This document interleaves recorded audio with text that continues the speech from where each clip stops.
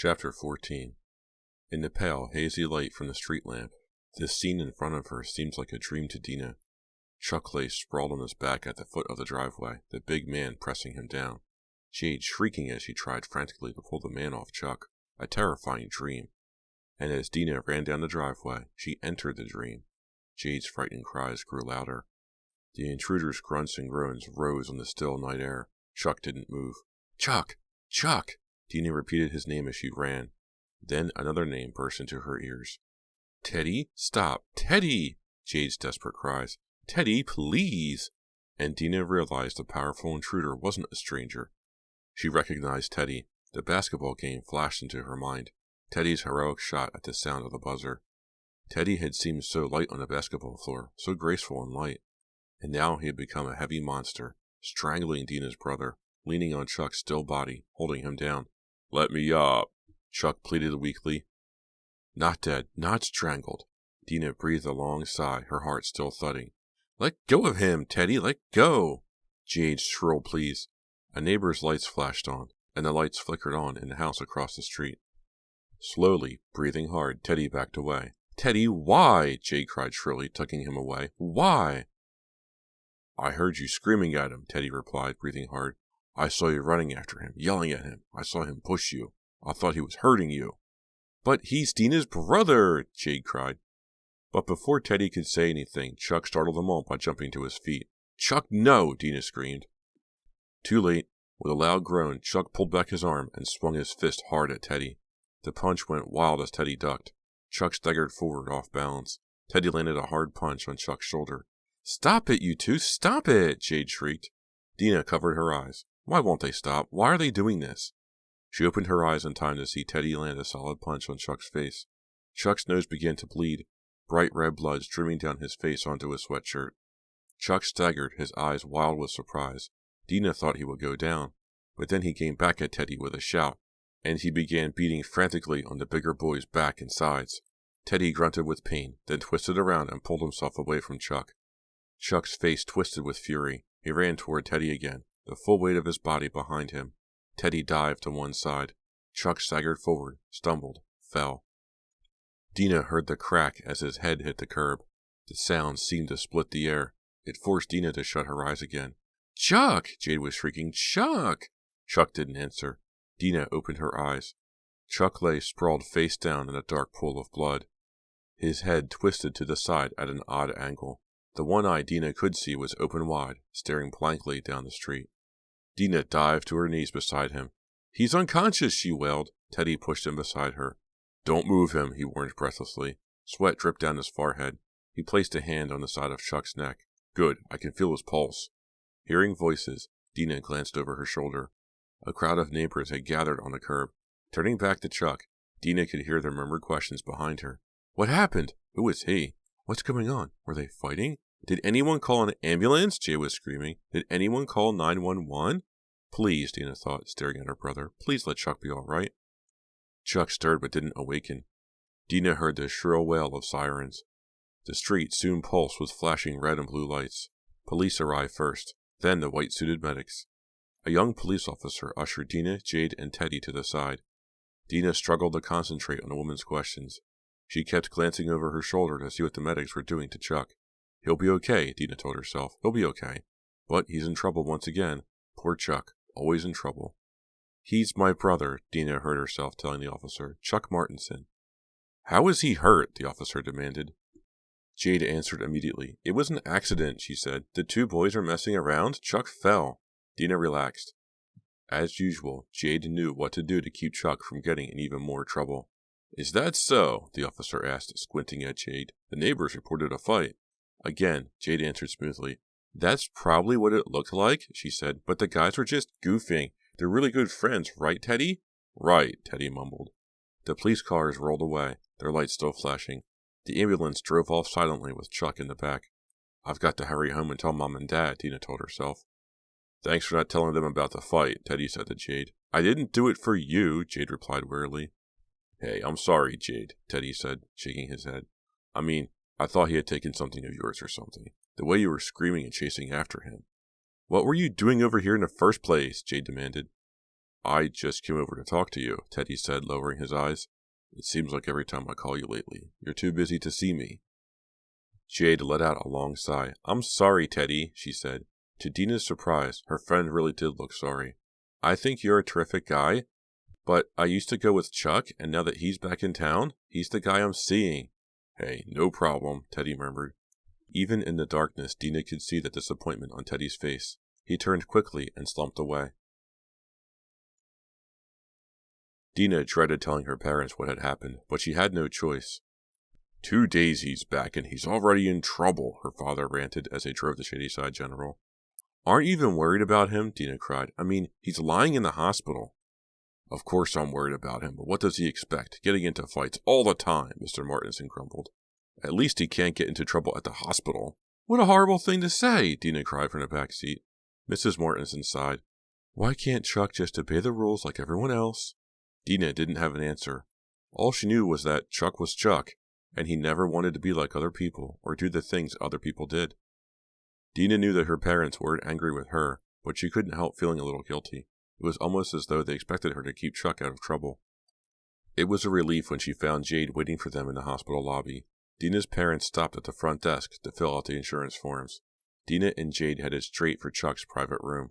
They crept into the room. Chuck lay back on his pillows, his face nearly as white as the sheets. Dina had already heard the doctor's report. She knew that Chuck's injuries weren't serious, but he looked gross. His head was wrapped in a bulky bandage, and his left eye bulged, swollen and bruised. Wow, happy Halloween, Jade joked. Don't make me laugh. I have chapped lips, Chuck shot back. He groaned. Did you get the license plate of the truck that hit me? Dina and Jade laughed. Forced laughter, hospital laughter. Sort of hollow and too loud. You look great, Chuck told Jade, checking her out with his one good eye. It was true, Dina realized. Jade did look great. She wore a dark green sweater and black jeans. Her hair was pinned up on top of her head, with strands and tendrils hanging below her ears. The male interns and patients had all turned and stared at Jade as she and Dina had walked through the hospital. How's your head? Dina asked. Do I still have a head? Chuck groaned. I'm really sorry about what happened, Jade told him, squeezing his hand. I had no idea Teddy would come over, and I certainly didn't think he'd start a fight. He was the guy you're making out with Friday night, right? Chuck said, not letting her hand go. Well, yeah, Jade replied reluctantly. But I told you there's nothing between— I know, Chuck interrupted. I believe you. Now. I guess I didn't before. What do you mean? Jade asked. For a moment, Chuck didn't answer. Then he sighed. I have something to tell you, he said. His voice came out so weak, Dina had to move up to the side of the bed to hear him. Something to tell you and Dina. What are you talking about? Dina asked. You know those scary phone calls you both got? Chuck asked. Well, I know who made them. Huh? Both girls cried out in surprise. Who was it? Dina demanded. Tell us, Chuck. Who was it? Chapter 15. Who was it? Dina repeated. She had a sinking feeling in her stomach. She knew what Chuck was about to say. It was me, Chuck murmured. I made the calls. You creep, Jade shrieked, pulling her hand from his and backing away from the bed. I don't believe it, Dina uttered. Why, Chuck, how could you? If he hadn't been lying in a hospital bed, she would have pounded him. I started making the calls before I came back, Chuck confessed. He stared up at Jade. A friend of mine from Shadyside told me you were seeing someone else. When I heard that, I went ballistic. I just stopped thinking straight. All I could think of was how I wanted you to come to L.A. with me, so I decided to scare you. Oh, that makes a lot of sense, Jade declared, rolling her eyes.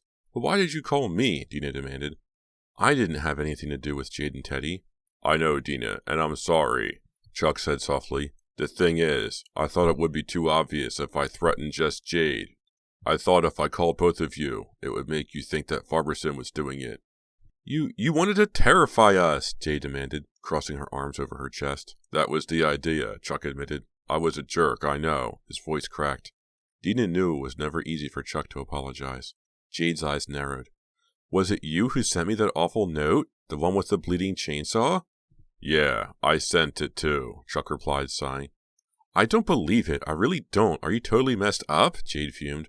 Why do you think that would make me want to go to California with you? I figured if you thought Farberson was coming after you, you'd want to get as far away from Shadyside as possible, Chuck told her. I thought you'd jump at the opportunity to go to L.A. with me, dumb, Jade snapped, frowning. Really dumb. The way I feel right now, I wouldn't go across the street with you. I know, I said I'm sorry, Chuck repeated. I don't know what else to say. Well, thank goodness Farberson isn't out, Jade declared. Well, wait a minute, Dina broke in. What about that green car? A green car followed us home from school a few days ago. We had to run into an alley to escape it. That was me too, Chuck said, groaning. A friend from the city gave me a ride from the airport. I just wanted to see you, to tell you that I was back, but you ran off before I had the chance. He reached out to Jade. Please, don't be angry, he begged. Please accept my apology. I'll think about it, Jade replied coldly. Her eyes lit up. And I'm also going to think of a way to pay you back. The next day, Dina sat in study hall, staring down at her history notes, trying to force herself to focus. Why am I still so stressed out, she asked herself. Why can't I feel normal and calm again? She's still worried about Chuck. The doctors had kept him in the hospital for observation. They wanted to make sure there was no internal bleeding in his skull. When she and Jade had left the hospital the night before, Chuck was still talking about his crazy plan to go to Los Angeles, and both Jade and Chuck were still talking excitedly about the money that was supposed to be hidden in Farberson's house. Why couldn't they forget about it, Dina asked herself. Hadn't they already had enough trouble? Dina! She glanced up, surprised to hear her name, and saw Steve Mason standing beside her. I've been wanting to talk to you, he whispered. Dina happily made room for his papers on the table. I've been so wrapped up in Jade and Chuck, I haven't had a moment to think about Steve, Dina thought. Is that your research on the colonial period? He asked. Dina nodded. Yeah, it's for my history term paper. Really, I'm working on the same subject in my history class. For the next few moments, they whispered about their history papers. Dina glanced up to see Mr. Robb approaching. Uh-oh, she said. Here comes the study hall cop. I've got to get back to my seat anyway, Steve said quickly. The main reason I wanted to talk to you wasn't the paper. My cousin is giving a party on Friday, and I wondered if you'd like to go with me. Sure, Dina replied, smiling. I'll call you tonight, Steve promised. He picked up his papers and hurried back to the other side of the study hall. Goodbye, Steve. See you in school tomorrow. Dina hung up the phone. She couldn't believe it. For the last hour, she and Steve had been talking about everything. Australian music, American music. Shadyside and Sydney, Australia, his hometown. She couldn't remember ever feeling so comfortable with a boy. Steve and I are going out. At last I have something to look forward to, Dina thought happily. She jumped up from the bed and did a silent dance around her room. Let Jade and Chuck search for the money in that creepy old house if they want to. As for me, I'm through with the money. Through with crazy Chuck and his bad news plans, through with Farberson, and through with being afraid. She wandered downstairs to the kitchen, poured herself a glass of orange juice, and fixed a plate of cheese and crackers. Then took her history book into the TV room. It was her mom's night to work late, and her father was at a meeting, so Dina had the house to herself. Outside, a freezing mixture of sleet and ice had started to fall, making it feel even cozier inside. She phoned Jade to tell her about Steve, but there was no answer. When Jade's answering machine came on, Dina hung up. For a few minutes, Dina stared at her history notes. Then she switched on the TV. Might as well have some company, she said aloud. Bouncy music blared from the TV as the game show ended. Then Dina heard the perky voice of Katie Calloway, a Shadyside news anchor. A major storm moves into Shadyside. A visitor to town gets a special boost. And a notorious criminal is set free, all on Channel 5 News coming up next. Dina only half listened as several commercials came on. Then she heard the familiar musical theme of the evening news. Good evening, began the petite woman anchor. Our top story tonight concerns the release of a notorious Shadyside murderer. For details, let's go to Ralph Browning. Thank you, Katie, said Ralph. Dina glanced up to see a handsome blond man standing in front of a prison. Dina lowered her eyes to her homework again. I'm at the state prison near Adam Falls, the reporter said. Earlier today, the justices of the state Supreme Court reversed the conviction of a man jailed here last year for the murder of his wife. Because crucial evidence was found to be inadmissible, Stanley Farberson was set free earlier this evening. Oh! A frightened moan escaped Dina's throat. She stared into the glare of the TV screen, but couldn't hear another word the reporter said. Farberson is out, Dina realized. The words repeated in her mind until they became an ugly, frightening chant. Farberson is out, out, out! Now what? She asked herself, feeling her entire body shudder. Will he come after us? Will he come for Jade and me? Before she had time to think about those questions, the phone rang. Chapter 16. Hello? Dina answered in a trembling voice. Hi, babe. Dina swallowed. Who is this? She tried to keep her voice steady, but she stammered out the question shrilly. Is Maria there? Huh? Dina cried. Who do you want? Oh, sorry, wrong number. Dina heard a click. The dial tone returned. She replaced the receiver, still feeling shaky. Am I going to be terrified every time the phone rings? She asked herself. A sudden noise from the kitchen made Dina jump. Then she realized it was only the refrigerator rumbling on. Come home, Mom and Dad, she pleaded silently. Please, come home. Outside, the sleet drummed against the windows with increasing force. The sound made her feel vulnerable. If someone did try to break in, I wouldn't hear them, she realized. The phone rang again. No! Dina stared at the jangling instrument, terrified. No, please! She raised the receiver slowly to her ear. Hello? Dina? Jade cried breathlessly at the other end. Dina let out a sigh of relief. She took a deep breath to force her heart to stop thudding so hard. Dina? You'll never guess what happened. I saw it, Dina interrupted. I saw it on the news. Huh? It was on the news? Jade sounded confused. How would they know about Chuck? Chuck? What's happened with Chuck? Dina demanded. That's what I'm trying to tell you, Jade said impatiently. After school, I went to the hospital. Chuck wasn't in his room, so I sat down to wait. Well, I waited, and finally the nurse came in. She told me he'd checked out. He what? Dina cried in shock. Chuck couldn't check out, Jade. The doctors told him he'd have to stay in until Tuesday. I know, agreed Jade. The nurse said he left AMA. That means against medical advice. My parents are going to love this, Dina muttered glumly. He isn't there, is he? Jade asked. Of course not, Dina replied. But where could he be? He left a message on my answering machine, Jade told her. Listen to it yourself. Dina heard a couple of clicks on the other end, and then Chuck's voice, sounding tinny and recorded, came on. Hey, Jade, it's me. I'm out of the hospital now. If you want to meet me, I'm going over to you-know-where to look for you-know-what. See you later. Oh, no, Dina groaned. Oh, yes, Jade replied. He went to Farberson's house to find the money. Do you believe he'd go over there while he's still injured? Not to mention the major storm we're having. We've got bigger worries than the weather, Dina moaned. What do you mean? Quickly, Dina told Jade what she'd heard on the evening news. Huh? They let Farberson out? You can't be serious, Jade shrieked, but that's horrible. Farberson is probably on his way to his house right now, Dina said, a chill plunging down her back. Jade fell silent for a moment. Dina could almost hear her brain whirring through the line. The state prison is near Adam Falls, Jade said finally. It won't take Farberson more than a couple of hours to get to Shady Side.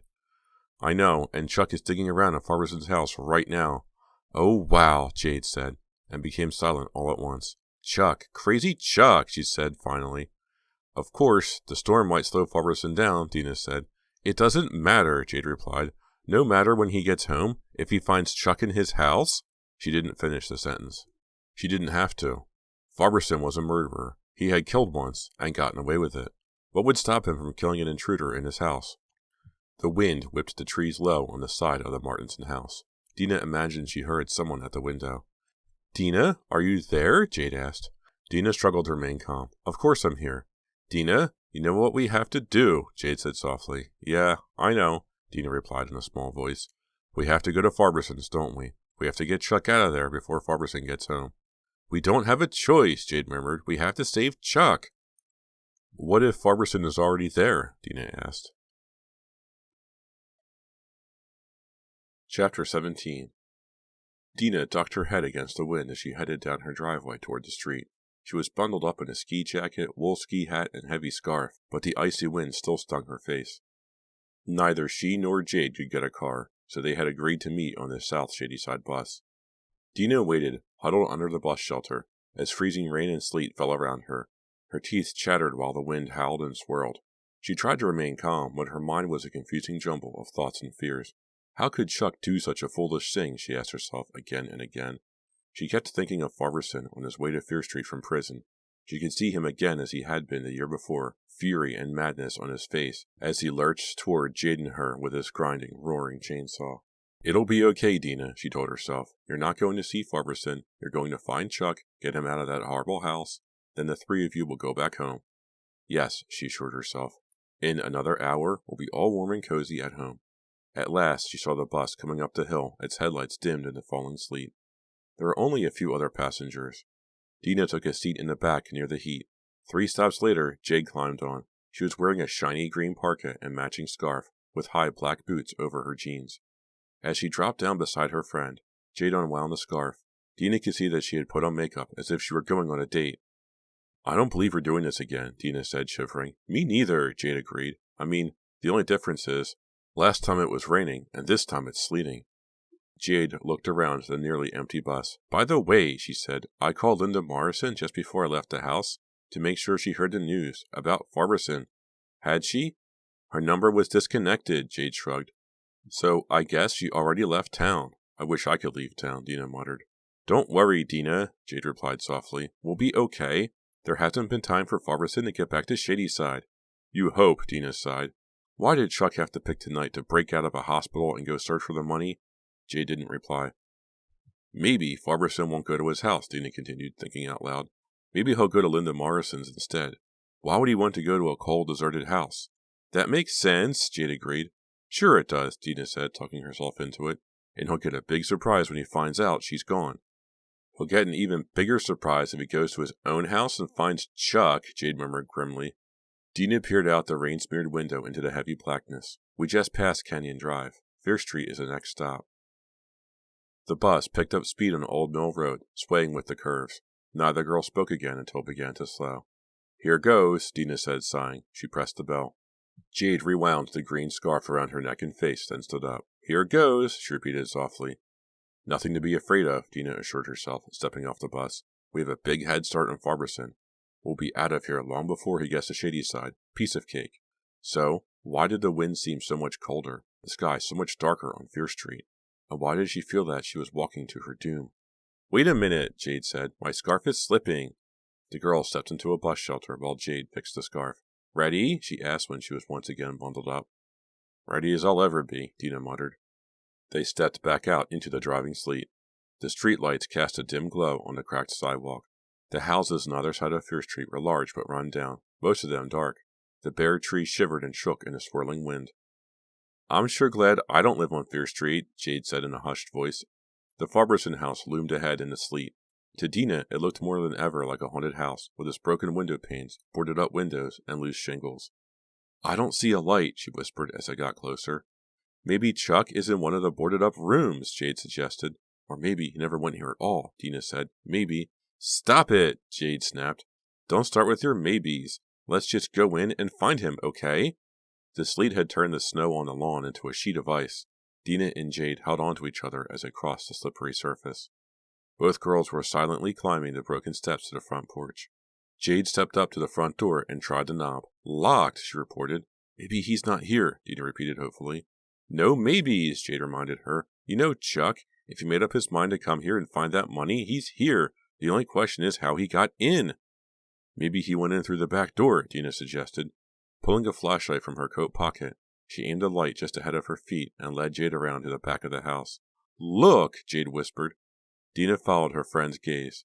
The back door hung open. They made their way up to it. Beyond the open door was the kitchen and other rooms, all dark as the inside of a tomb.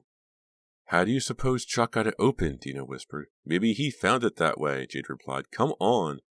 What if it wasn't Chuck who opened it? Dina demanded, holding back. What if it was Farberson? Farberson couldn't have gotten here so fast, not in this storm, Jade insisted. Now come on. Let's go in before we freeze to death. Holding her breath, Dina followed Jade into the kitchen, her flashlight highlighting the linoleum smeared with dirt. Jade, Dina started. Shh, Jade instructed. Be quiet. Let's see if we can hear anything. Both girls stood frozen by the doorway, listening, but there was no sound, except for the rush of the wind and the pounding of the sleet against the walls and windows.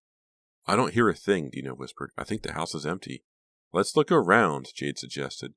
Gingerly, Dina stepped farther into the kitchen. She aimed her light around the small room. Wow, she remembered, this place is a wreck. A year ago the house had been messy, but now it was a disaster area. Cans, bottles, dishes, pots, and pans were strewn everywhere, along with empty, crushed boxes of cereal, flour, and rice. Dina shuddered as her light swept over small animal footprints on the floor. I don't think the Farbersons were such good housekeepers, Jade joked. I bet Linda did all this, Dina replied, when she was searching for the money. She was thorough, Jade said. She searched everything. Dina kept the flashlight beam aimed ahead of her as they moved into the living room. This room was even more torn apart than the kitchen. Furniture had been overturned. Books and pillows littered the floor. The sofa had been cut open and its stuffing pulled out and tossed all over. Dina spotted a faint brown stain on the rug near the hallway. She moved the light away. She remembered it was the place where they had discovered Mrs. Farberson's stabbed body. "There are more rooms downstairs, aren't there?" Jade asked. Dina tried to remember the house. "There's a dining room, and I think there's a closet over next to the stairs," she replied. She cautiously opened the dark wood door next to the stairs to reveal a hot water heater and several pieces of luggage, all ripped open. "I wonder if she tore everything apart upstairs," Jade said after they searched the dining room.